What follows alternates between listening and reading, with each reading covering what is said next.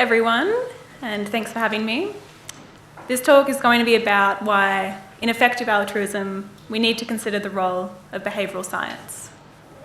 Before I introduce myself a bit more, I want to start with a little exercise. I want you to imagine a world, and I want you to imagine that in this world, we know what the most effective charities are. We've got a list of all the charities that exist in the world. We've got detailed information about each one of them, and we've ranked them on various criteria that we care about. There's no more uncertainty. Maybe GiveWell is out of business. We know where to funnel our charitable donations. Let's also imagine that in this world we have perfected our biosecurity risk standards. So for labs that have to deal with things like live pathogens that could be potentially harmful if they escape, we know exactly what is needed to prevent that from happening. And we've done things like create protocols outlining everything we need to do. Let's also imagine, to throw in for good measure, that in this world we just get sentience now. Turns out the hard problem of consciousness wasn't actually that hard to solve, and we understand which beings are sentient, which beings feel pleasure and pain, and we know why. Just imagine this kind of world. Imagine achieving these incredible things, developing this kind of knowledge, and putting things into practice, doing things like developing protocols. It would be incredible. But maybe it wouldn't be as good as my excitable voice might lead you to believe. Because we may understand what the most effective charities are. But what happens if few people are donating to them? We may have developed these biosecurity risk standards, but what does that mean if people don't comply with them? And we may understand which beings are sentient, but what impact does that have if we don't change our treatment of those beings? These examples demonstrate that we can have knowledge and understanding and even action, but if we don't understand how to change behaviour, we might not have the impact that we want to have. So with that kind of cliffhanger, I hope you're all glad that you came to this talk. And so now I'm going to get to the boring stuff of who am I? I'm Emily, and I work at a couple of places. So I work at EAGxAustralia, which is an applied behaviour change research institute or unit within Monash University. And I also work with Ready Research, a volunteer research collaboration that does behaviour science research to address pressing global problems. Specifically, I work on a couple of different things, a couple of different subjects, one of which is animal welfare. So I recently led a review of what works, what kind of interventions work to reduce animal product consumption. I'm also on a project which is looking at what's needed at universities to get to net zero, what kind of behaviours of staff and students and administrative staff are needed to accelerate those transitions. And I've recently joined a project on what works to improve institutional decision making. So I do a couple of things, and as you may guess, I'm interested in behaviour. And in this talk, what I'm going to do is introduce you to this idea of behavioural science and what its link might be with effective altruism. And then I'm going to talk about a couple of mistakes that we often make when we're trying to change behaviour. So let's start at the start of what is behavioural science. You may not infer from the term, but behavioural science is the science of behaviour. What that actually means is that we apply scientific methods to understanding behaviour, to understanding why people do the things they do, make the decisions that they do, and what needs to change in order for them to do differently. So it's thinking about different things like how do your conscious thoughts influence your behaviour, your habits, motivations, environment, the social context.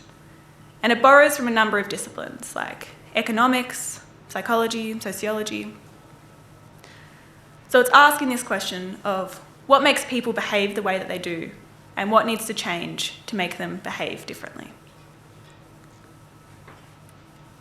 So what's the role of this in effective altruism? You're probably already making the connections. On the screen is a very basic theory of change for EA. Just doing wild things in this talk now. We have knowledge or understanding of how to do the most good, or what will make the biggest impact. We act on that knowledge or understanding, and as a result, hopefully, we have an impact.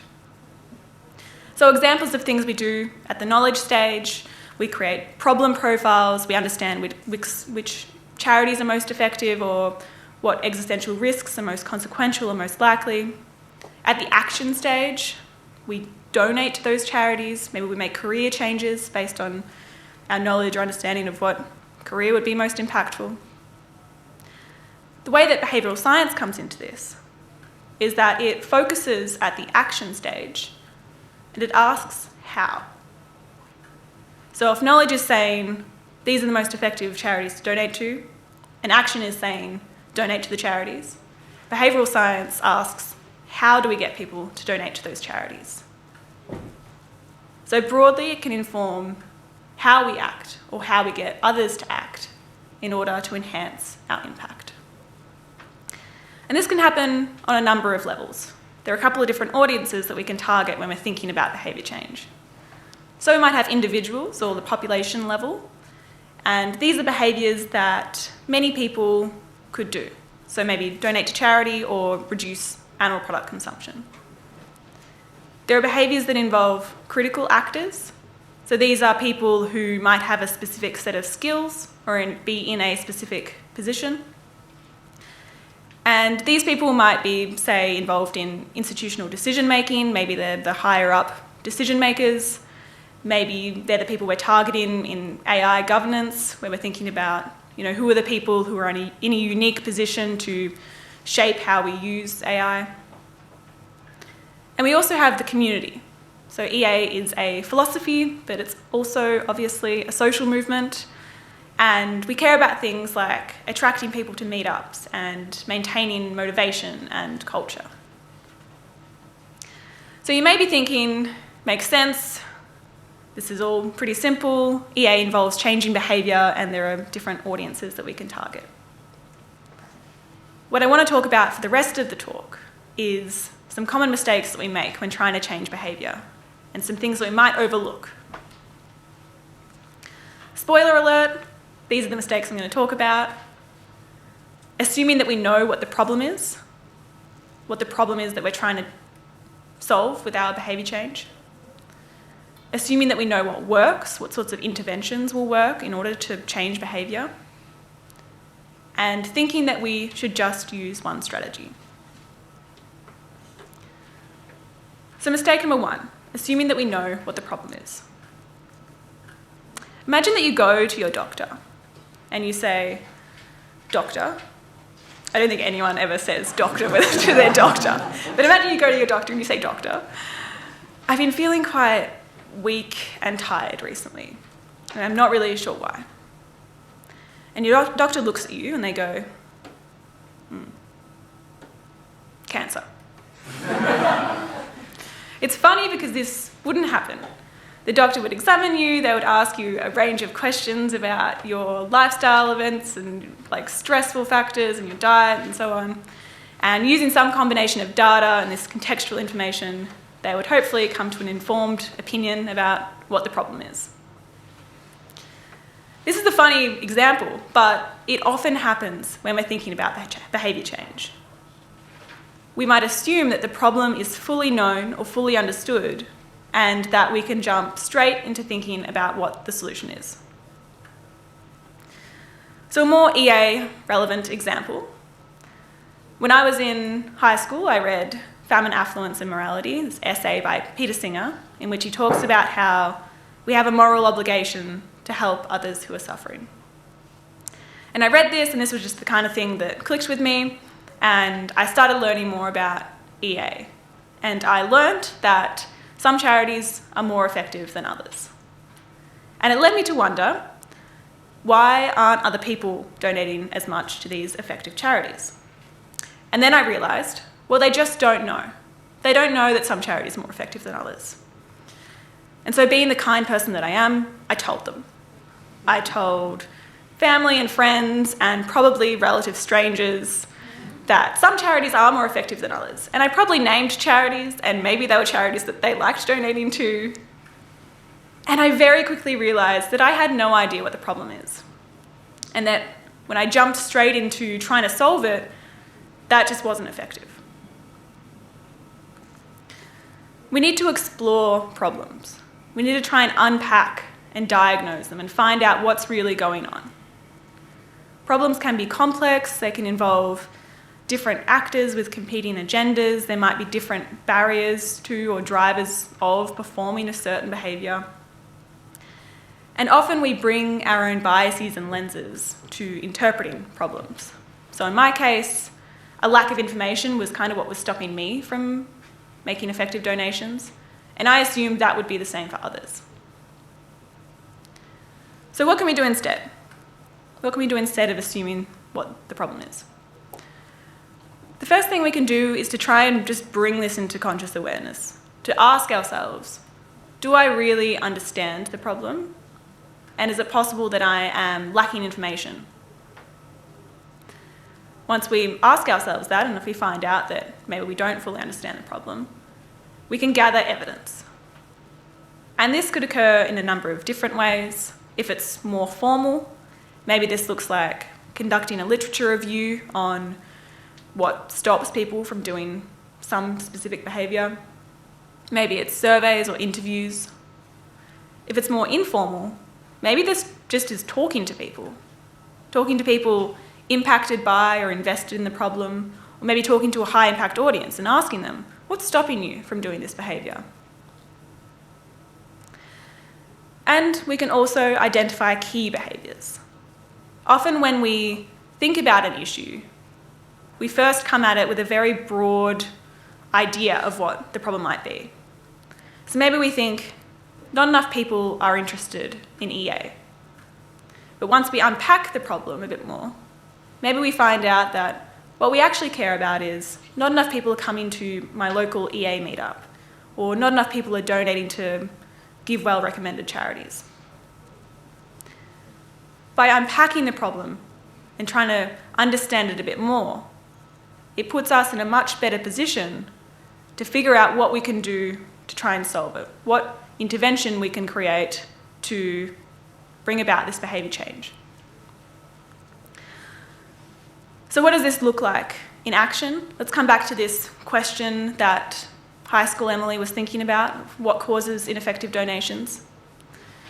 In 2020, a group of researchers led by Lucius Caviola asked this same question, but they did it in a very different way from how I had done it. Firstly, they were 5 years late to the game. I'd already been thinking about this in high school, so they're standing on the shoulders of giants, if I do say so myself. But seriously, what they did was they asked a question, and they didn't immediately try and answer it themselves like I did. What they did was they gathered evidence. They conducted a review looking at all the barriers to effective giving. And they identified some key things. One of which, well done me, was lack of awareness. But they identified many more things, such as thinking that administrative costs in charities are very important, having a preference to help people closest to them, being sceptical of comparing charities, thinking it's a subjective choice, and so on. So by being open to what the problem is, what's preventing some behaviour change from occurring, we are in a much better position to try and address these factors and to solve it. Which leads me to mistake number 2. Assuming that you know what works, what intervention will work to bring about the behaviour change you care about. Let's consider a different example to illustrate this mistake. Let's think about how do we get people to reduce their animal product consumption. Full disclosure, this is a chart that I cherry-picked from a vegan blog. What it shows is the percentage of the population that are pescatarian, vegan, vegetarian. And we may often see this type of information on advocacy materials. And there are a couple of reasons why that might be. Number one, it's interesting. People like looking at these sorts of things. Well, I do. But also, in research, we often talk about this thing called social norms. And it's where we talk about what others are doing in order to try and create some sort of behaviour change or encourage some sort of behaviour. And so perhaps people think that, if we show people that 10 or 12% of the population are reducing their animal product consumption, then that may encourage them to kind of get on board with that behaviour.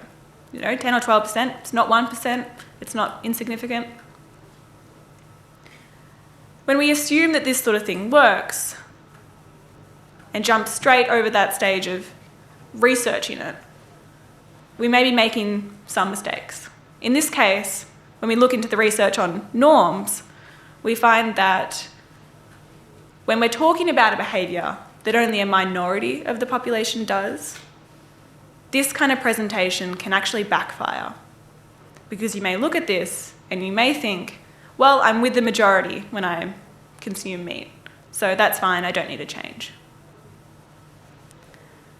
We need to question what works and look more into what works. Because at best, we may get lucky, maybe we do choose the right intervention, maybe we just waste some resources, but at worst, we may be creating some sort of backfire effect and making people even less likely to change their behaviour. So what can we do instead? I think the first step is to define your goal. So how do you know what works if you don't know what works means? I still don't know if that line makes sense. So think about, what is your goal? What is your behaviour change goal? If you're having a conversation with someone and you have a lot of these conversations about what EA is and you're thinking over time about what's the most effective framing you can put on these conversations, it's worth spending some time and reflecting on what is your goal in these conversations. Is it just that you want people to be familiar with the concept of EA and so they can recognise it next time it comes up? Do you want them to come to your local EA event or to consult GiveWell the next time they donate? Thinking about what your goal is. And the second step is finding out what works. And I realise this is a very vaguely worded step, and it's like, oh yeah, just go out and find out what works. It means searching for the evidence, for something to uphold the strategy you're trying to implement. So again, for more formal explorations, maybe this means looking at systematic reviews on what interventions work to promote some behaviour. If it's more informally, then maybe if you have experience with this behaviour change, if in the past you've changed your behaviour in a specific way, you can reflect on what strategies worked for you. Or you could talk to other people who have experience and ask them, what encouraged you to do this? And lastly, we can reflect and adapt. So if we have some theory about what intervention might be effective, we can give that intervention a go, and then we can reflect. Was that effective? Was that framing of that conversation, did that person get defensive? Were they engaged? And then we can adapt on that and try again. So let's come back to this question of how do we get people to reduce their animal product consumption? As I mentioned at the start, I recently led a meta-review, which was actually on this question. What interventions work to get people to reduce their animal product consumption? So we defined our goal. We said that we're interested in interventions that get people to reduce their intended or their actual consumption of animal products. And then we tried to find out what works. We reviewed the literature to find out what works. And we actually did find something on social norms, but a very specific kind of social norm that could be effective. So let's say you have a group, and in 2017, 2% of that group is vegetarian. Don't spend too long thinking about how you get 2% from 8 characters. Let's say they represent a larger group. And in 2022, 4% of that group is now vegetarian.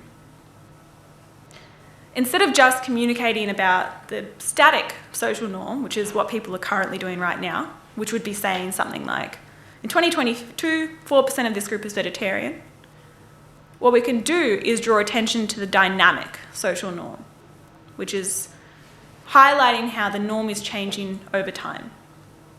So what we found to be effective is saying something like, the number of vegetarians in this group has doubled in the past 5 years. And this essentially highlights how the norm is changing over time and what the trends might be, and encourages people to get on board with them.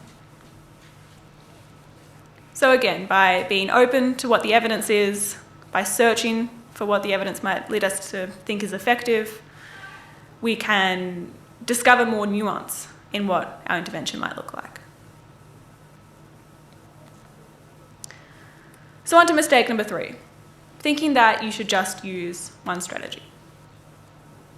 One strategy to bring about the behaviour change that you care about. Let's say that you work in a lab, and this is one of those labs that I mentioned at the start where they deal with live pathogens, that if the pathogens got out, then it could be potentially harmful for other people. Full disclosure, I know very little about biosecurity or labs, so if I say something in this example that seems wrong, it probably is. But let's just say you work at this lab. And the management, they've developed this protocol, and the protocol outlines everything everyone needs to do in the lab in order to make sure these leaks don't occur. But management overhears, like any organisation, the main information source is overhearing things. They overhear that not everyone is following the steps in this protocol. They overhear there are a number of reasons for this. One, people just don't know what to do. They're a bit confused about exactly what's needed to put this protocol into practice. They also, some of them, don't know why they're doing it, so they're not very motivated to follow the steps because they don't know what the consequences might be. And others just forget. They're motivated, they know what to do, but they don't remember. Imagine if the management took this information, and what they did is they created some videos. And the videos described exactly how you put the protocol into practice, exactly what steps are needed. So this may be a bit triggering for some people whose organisations are very keen on e-learning as a solution to everything. So let's say they develop these videos.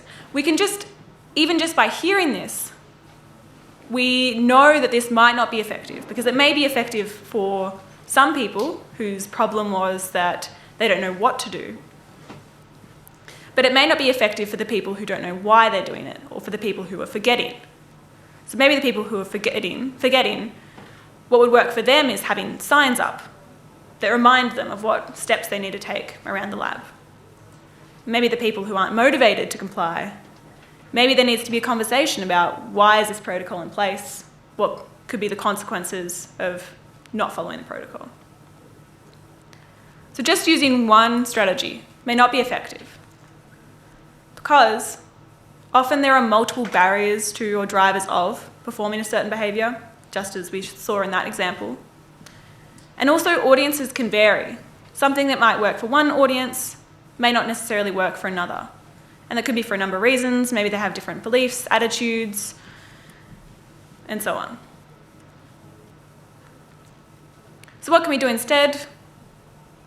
These strategies kind of just follow directly from what the barriers are. We can consider the audience. We can ask ourselves, is it possible that this intervention may not work for all the groups that I consider, that I am thinking of influencing? And we can also do things like pilot test. If you're unsure whether that intervention might work in different audiences, maybe you can just give it a go and reflect on whether that was effective. And also, we can implement multiple interventions. If you have the time and resources, maybe you, like in the lab example, you do things like create video content and put up reminder signs and so on. I think it's worth noting that sometimes it can be useful just to use one strategy if you have limited resources or if you really care about seeing what the particular effects are of one intervention. But I think in the long run, often one intervention isn't going to be the silver bullet. So let's summarise what we've talked about. What does this actually look like? What are some examples that you might be able to relate to? Classic behavioural science move, I have an if-then table. So let's say you're encouraging someone to come to an EA group meetup. What you could do is ask them what's stopping them from coming. Because we don't always know what the problem is. What may have been the problem for you in the past may not be the same problem that they're experiencing. It could be that their meetups are at an inconvenient time for them. It could be that maybe they feel a bit of imposter syndrome and they're not sure whether they'll keep up with the conversation. By starting that conversation and unpacking what the barriers might be, we can then move on to solving that problem.